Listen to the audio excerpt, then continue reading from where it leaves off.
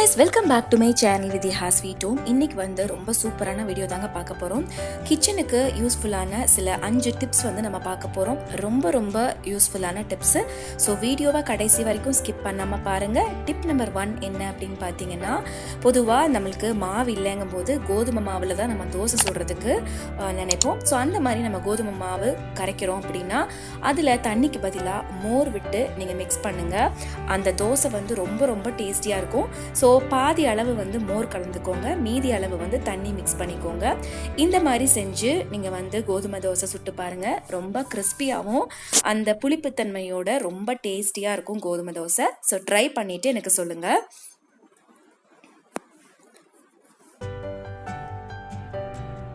So அடுத்த tip என்ன அப்படின்னு பார்த்தீங்கன்னா, நம்ம டெய்லியும் காய்கறிகள் வந்து கழுவும் போது அதில் வந்து நிறைய வந்து அழுக்கு மட்டும்தான் போகும். அது இல்லாமல் பூச்சிக்கொல்லி மருந்து இல்லைன்னா வந்து உரம் இதெல்லாம் வந்து அதில் எப்படியும் அதனோட ஸ்கின்ல வந்து தங்கி போயிடும். ஸோ அது போகிறதுக்காக கொஞ்சமாக உப்பு எடுத்துக்கோங்க.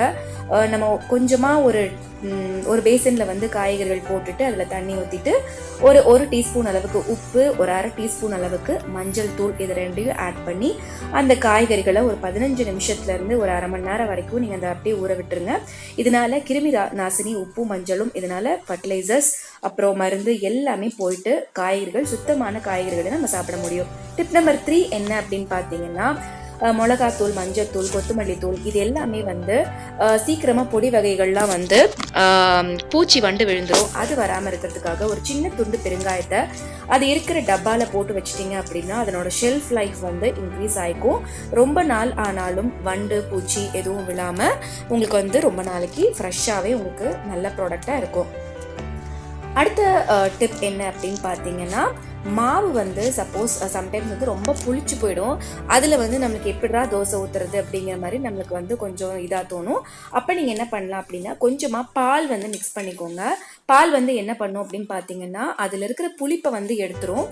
அதனால அந்த புளிப்பு தன்மை கம்மி ஆயிட்டு தோசை வந்து நல்லா இருக்கும். ஸோ இந்த டிப்பையும் நீங்கள் வந்து கட்டாயம் ட்ரை பண்ணி பாருங்கள். கடைசியாக 5th டிப் என்ன அப்படின்னு பார்த்தீங்கன்னா, நம்ம காலையில் செஞ்ச குருமா இல்லைன்னா வந்து மதியம் செஞ்ச குழம்பு வந்து நைட்டுக்கு யூஸ் பண்ணுறோம் அப்படின்னா அளவு கம்மியாக தான் இருக்கும். ஆனால் வந்து ஒரு 2-3 பேர் சாப்பிடணும் அப்படிங்கிற போது அதனுடைய குவான்டிட்டியை இன்க்ரீஸ் பண்ணுறதுக்கு என்ன பண்ணலான்னு பார்த்தீங்கன்னா, அந்த குருமாவோட தயிர் இல்லை அப்படின்னா பால், இது ரெண்டுத்துல ஏதோ ஒன்று தாங்க யூஸ் பண்ணணும், ரெண்டையும் யூஸ் பண்ணக்கூடாது. இது ரெண்டுத்துல ஏதாவது ஒன்று யூஸ் பண்ணீங்க அப்படின்னா அந்த குருமா வந்து குவான்டிட்டி ஜாஸ்தி ஆயிரும். அது கூட கொஞ்சமாக உப்பு ஆட் பண்ணிக்கோங்க. ஸோ அதனோட டேஸ்ட்டும் ரொம்ப நல்லாயிருக்கும். இந்த டிப்பை கட்டாயம் ஃபாலோ பண்ணி பாருங்கள். இப்போ நீங்கள் பார்த்த டிப்ஸ் எல்லாமே உங்களுக்கு யூஸ்ஃபுல்லாக இருந்திருக்கும்னு நினைக்கிறேன். தொடர்ந்து இந்த மாதிரி வீடியோஸ் உங்களுக்கு பார்க்கணும் அப்படின்னு நினச்சிங்கன்னா நம்ம சேனலுக்கு சப்ஸ்கிரைப் பண்ணிவிட்டு இந்த வீடியோவை உங்கள் ஃப்ரெண்ட்ஸுக்கும் ஃபேமிலிக்கும் ஷேர் பண்ணுங்கள். தேங்க்ஸ் ஃபார் வாட்சிங்.